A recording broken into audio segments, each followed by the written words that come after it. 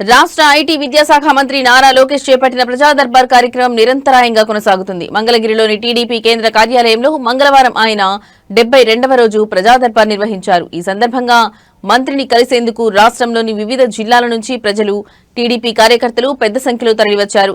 కార్యాలయానికి వచ్చిన ప్రతి ఒక్కరిని మంత్రి లోకేష్ ఆప్యాయంగా పలకరించారు. వారి సమస్యలను ఓపికగా విని వివరాలు అడిగి తెలుసుకున్నారు. తమ సమస్యలను వివరిస్తూ ప్రజలు, కార్యకర్తలు అందించిన వినతి పత్రాలను ఆయన స్వీకరించారు.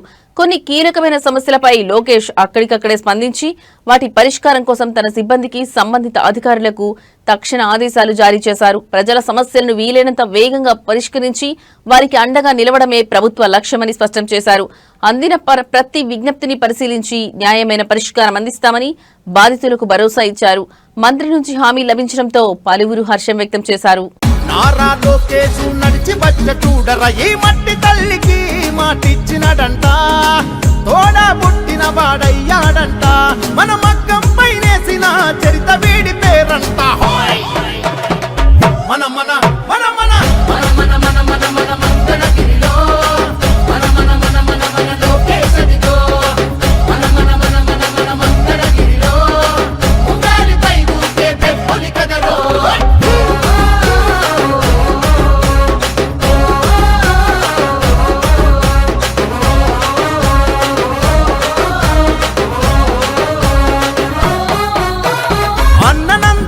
కోరి పెట్టిన పేరు బలం, అందుకే అందరికీ నచ్చిందిర తన గుణం, నలుగురి కోసం ఒక్కడే చేస్తాడుర ప్రతిరణం, ఎవ్వడికి లొంగనిది తనలోని కణం కణం,